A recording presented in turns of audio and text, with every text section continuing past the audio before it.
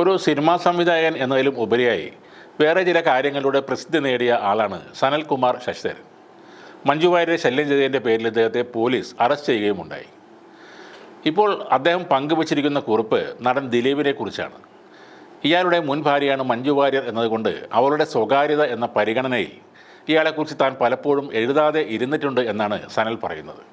പക്ഷേ രണ്ട് കൊലപാതകങ്ങളുടെ അണിയറ പണികൾ വല്ലാതെ മണക്കുന്നത് കൊണ്ടും നാളെ എന്ന ദിവസം തൻ്റെ ജീവിതത്തിൽ ഉണ്ടാകുമോ എന്ന് ഉറപ്പില്ലാത്തതുകൊണ്ടും ഇപ്പോൾ ഇതെല്ലാം എഴുതുകയാണെന്നാണ് അദ്ദേഹം പറയുന്നത്. സനൽകുമാർ പറയുന്ന ആ കുറിപ്പിലെ കാര്യങ്ങൾ ഒന്ന് നോക്കാം. കേരളം കണ്ടിട്ടുള്ളതിൽ വെച്ച് ഏറ്റവും വലിയ ഒരു ക്രിമിനൽ മാനിപ്പുലേറ്ററാണ് ദിലീപ് എന്ന നടൻ. അതിന് തെളിവ് എവിടെ എന്ന് ചോദിച്ചു വരുന്നവരോട് എറണാകുളം സെഷൻസ് കോടതിയിൽ ഒരിക്കലും തീർപ്പാക്കാതെ നീണ്ടുപോകുന്ന നടി ആക്രമിക്കപ്പെട്ട കേസിലെ മൊഴിവിവരങ്ങൾ മാത്രം പരിശോധിക്കാൻ അഭ്യർത്ഥിക്കുന്നു. ഒരു മിമിക്രി ആർട്ടിസ്റ്റായി കലാരംഗത്തേക്ക് കടന്നു വന്ന ദിലീപ് അഭിനേതാക്കളുടെ സംഘടനയായ അമ്മയെ ഉപയോഗിച്ച് ഒതുക്കി തീർത്തിട്ടുള്ള കലാകാരന്മാരുടെ ഒരു നീണ്ട നിര തന്നെയുണ്ട്.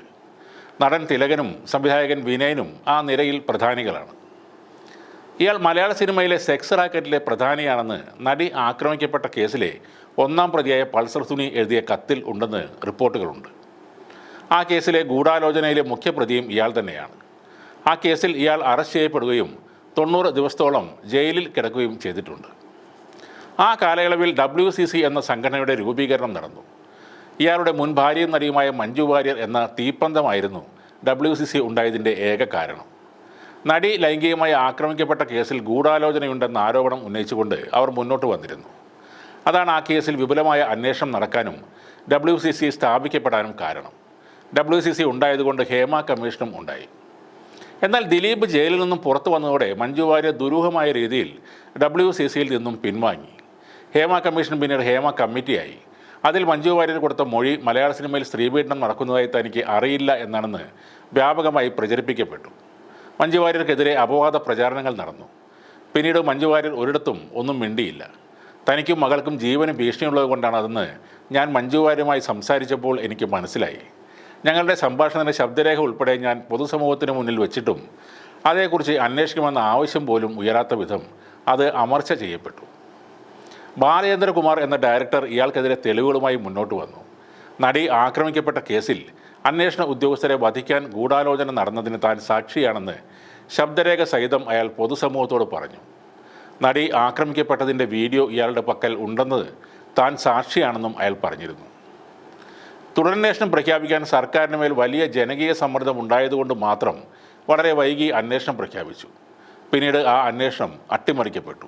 ദിലീപ് എന്ന ഈ ക്രിമിനൽ മാനിപ്പുലേറ്റർ വിചാരണ കോടതിയിൽ ജഡ്ജിനെ സ്വാധീനിക്കാൻ കരുക്കൾ നീക്കിയിരുന്നു. അതിൻ്റെയും ശബ്ദരേഖകൾ പുറത്തു വന്നു. അതിശയമെന്ന് പറയട്ടെ, നിരവധി തവണ പബ്ലിക് പ്രോസിക്യൂട്ടർ മാറുകയും ജഡ്ജിനെതിരെ തന്നെ പക്ഷപാതിത്വം ആരോപിക്കപ്പെടുകയും ചെയ്തിട്ടും ആ കേസിൻ്റെ വിചാരണ അതേ കോടതിയിൽ തന്നെ തുടരുകയും ചെയ്തു. ജഡ്ജി സ്ഥാനക്കയറ്റം കിട്ടി സ്ഥലം മാറിപ്പോയപ്പോൾ ആ കേസ് ജഡ്ജിനൊപ്പം കോടതി മാറി എന്ന കൗതുകവും ഉണ്ടായി. ദിലീപിൻ്റെ ശത്രുവാകാൻ ഒരു തരത്തിലും സാധ്യതയില്ലാതിരുന്ന ഞാൻ 2019 മുതൽ അതിന് ഇരയാകേണ്ടി വന്നു. ഇയാളുടെ മുൻഭാര്യയായ മഞ്ജു വാര്യരുമായി എനിക്ക് അടുപ്പമുണ്ടാകുന്നു എന്ന സൂചനകൾ ഇയാൾക്ക് കിട്ടിയതാകാം അതിന് കാരണം. ഇതൊക്കെയാണ് സനൽകുമാർ ശശിധരൻ ആ കുറിപ്പിൽ എഴുതിയിരിക്കുന്നത്. സനൽകുമാറിൻ്റെ നീണ്ട കഥ വായിച്ചാൽ പെട്ടെന്നൊന്നും തീരില്ല. മഞ്ജു വാര്യരെ ശല്യപ്പെടുത്തി എന്ന് കള്ളക്കേസുണ്ടാക്കി പെടുത്തിയത് വരെ ദിലീപാണെന്നാണ് ഇദ്ദേഹം പറയുന്നത്. ഇത്രയുമൊക്കെ പറയുന്നുണ്ടെങ്കിലും സനൽകുമാർ മഞ്ജു വാര്യരെ കുറിച്ചാണ് കൂടുതലും എഴുതിയിരിക്കുന്നത്. മഞ്ജു വാര്യരുമായി കാണാനുള്ള ശ്രമങ്ങൾ പലതവണ ഉണ്ടായെങ്കിലും അതൊന്നും നടന്നില്ല. മഞ്ജു വാര്യർ കഴിഞ്ഞ മാസം അമേരിക്കയിൽ വന്നപ്പോഴായിരുന്നു അവസാനമായി കാണാൻ ശ്രമിച്ചതെന്നും എന്നാൽ അതൊരു നീണ്ട കഥയായതുകൊണ്ട് പിന്നീട് എഴുതാം എന്നുമാണ് സനൽകുമാർ ശശിധരൻ ആ കുറിപ്പിൽ പറയുന്നത്. ആ പോസ്റ്റ് വായിച്ചാൽ എവിടെയോ എന്തോ കുഴപ്പം ഉണ്ടെന്ന് തോന്നും. ഒരു ആറാട്ടെണ്ണൻ ലെവലിലാണ് ഇയാൾ കാര്യങ്ങൾ എഴുതുന്നത്. ദിലീപിനെ ഇത്രയും കാര്യങ്ങൾ എടുത്തു പറഞ്ഞ് ഇയാൾ അപമാനിച്ചിട്ടും എന്താണ് ദിലീപ് നിശബ്ദനാകുന്നത്? ദിലീപ് മലയാള സിനിമയിലെ ക്രിമിനൽ മാനിപ്പുലേറ്റർ ആണെന്നും സെക്സ് റാക്കറ്റിലെ പ്രധാനിയാണെന്നും പറയുന്ന ഇയാൾക്കെതിരെ നിയമ നടപടിയുമായി എന്തുകൊണ്ടാണ് പോകാത്തത്? കഴിഞ്ഞ ദിവസം ഇതേ സനൽകുമാർ തന്നെ മോഹൻലാലിനെ സെക്സ് റാക്കറ്റിൻ്റെ ഗുണഭോക്താവ് എന്ന് വിളിച്ചിരുന്നു. കുറേ നാളുകളായി ഇയാൾ ഒരുപാട് കാര്യങ്ങൾ പോസ്റ്റ് ചെയ്യുന്നുണ്ട്. അതിൽ പറയുന്നത് ശരിയാണെങ്കിൽ സനൽ ഒരു മാന്യനും ബാക്കി എല്ലാവരും ക്രിമിനൽസുമാണ്. എന്നാൽ ഈ എഴുതിവിടുന്നതിന് യാതൊരു തെളിവും ഇയാൾ കാണിക്കാറില്ല. നല്ല സിനിമകൾ എടുത്ത ആളാണെന്നതിൽ സംശയമില്ല. പക്ഷേ ഈയിടെ വരുന്ന എഴുത്തുകൾ കാണുമ്പോൾ ഇദ്ദേഹത്തിൻ്റെ മാനസിക നിലയിൽ എന്തെങ്കിലും തകരാർ ഉണ്ടെന്നാണ് കാണുന്നവർക്കും ആ പോസ്റ്റ് വായിക്കുന്നവർക്കും തോന്നുന്നത്.